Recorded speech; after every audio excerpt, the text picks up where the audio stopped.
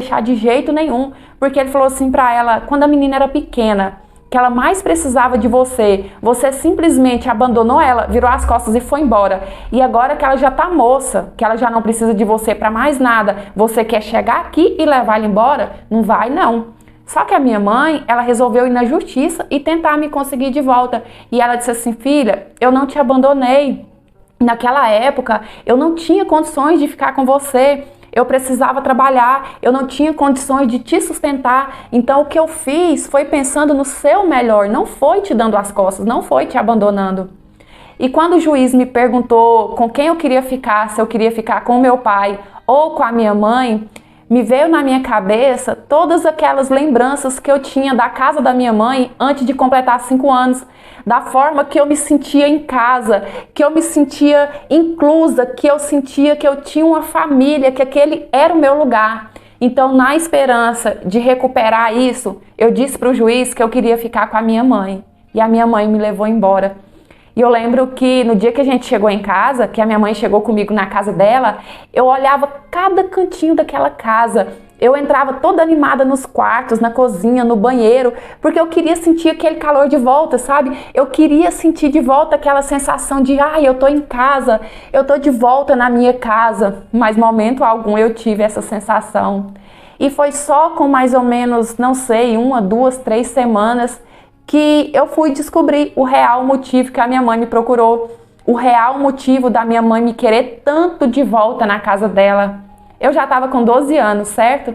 Então eu já conseguia lavar uma louça, eu já sabia limpar uma casa e eu já conseguia até olhar a bebezinha dela para ela poder trabalhar, para ela poder sair, para ela poder passear. E foi só por isso que a minha mãe me quis, para ela ter uma empregada em casa. E era assim que ela me tratava. A minha mãe, ela não era mais aquela de jeito nenhum. A gente morava na roça e lá era um lugar de muita fartura. Papai criava porco, galinha, vaca. Tinha uma horta enorme onde a gente pegava tudo, verdura, legume, tinha também muito pé de fruta, enfim.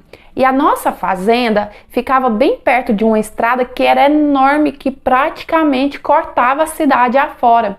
Então, por causa disso, a nossa fazenda era como se fosse um ponto de apoio para os viajantes, para os romeiros, peregrinos, tudo pedia pouso ali. Passava pedindo pouso, pedindo água, pedindo comida ou pedindo os três. E papai sempre foi um homem de bom coração, um homem muito bom, então ele não tinha coragem de negar. Todo mundo que passava ali pedindo pouso, papai dava e dormia ali mesmo. A nossa casa vivia cheio de estranho. Naquela época, você vê, 50 anos atrás, parece que as pessoas eram de mais confiança, era mais respeitoso. As coisas não eram bagunçadas como é hoje em dia, mas mesmo assim, mamãe não confiava feito papai não. Nós somos em 6 irmãos, somos 4 mulheres e 2 homens. E na época que a gente começou a ficar mocinha, eu e as minhas irmãs, que a gente é pouco tempo de diferença, mamãe vivia avisando papai, meu véi, assim que ela chamava ele. Você confia demais, você não vê maldade nas pessoas, suas filhas tá tudo ficando mocinha, é muito perigoso viver colocando estranho dentro de casa. Mas papai sempre foi cabeça dura, não dava ouvidos para nada que mamãe falava e a nossa casa estava sempre de portas abertas para quem precisasse. Ele dizia assim, ah não, eu gosto de ajudar, porque sei lá, se um dia for um menino meu que estiver precisando, eu vou ficar feliz em saber que a pessoa ajudou. Quando foi um dia, eu estava com os meus 13 anos, já era assim na boquinha da noite, passou uma turma de romeiro pedindo pouso ali. Eles falaram assim que ia ser só aquela noite e no outro dia bem cedo já ia seguir viagem. Papai, é claro, mandou logo que eu e as minhas irmãs arrumassem lá o quarto para esses romeiros dormir. O quarto que o papai abrigava esse povo ficava do lado de fora, colado na cozinha nossa. Só que naquela época as nossas portas não tinham tranca, o povo não tinha medo igual agora, porque ninguém mexia, só tinha aqueles trincos, sabe, que é de passar assim, mas é fraquinho, qualquer forçadinha abre. Então, era daquele jeito. Foi eu e as minhas irmãs, arrumou a cama para aquele povo, a gente foi lá, fez uma sopa para eles poderem tomar antes de dormir, porque papai sempre fazia a gente arrumar essa sopa para os romeiros que passavam ali. E nisso, Tinha um deles que era muito esquisito. Ele ficava meio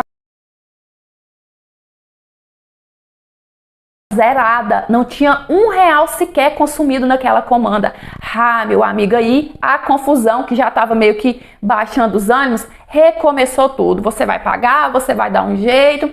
Até que no meio dessa confusão, um dos meus amigos, que a mãe dele mora em Brasília, resolveu ligar para a mãe dele e contar o que estava acontecendo ali. Na verdade, ele só contou que a gente estava preso nesse bar. A mãe dele, ela é advogada e imediatamente ela foi naquele bar que a gente estava. Eu sei que depois de muita confusão, depois de muito debater, depois de muito tentar, decidimos entre nós mesmos que cada um iria pagar um pouquinho daquela comanda pra gente poder ir embora daquele lugar logo, porque a gente tava uma situação horrível. Eu fiquei com tanta raiva, porque desde o começo eu falei assim, olha, isso não é certo, pega cada um a sua comanda, consome direitinho, a gente não precisa disso, todo mundo tinha dinheiro ali pra pagar o próprio consumo.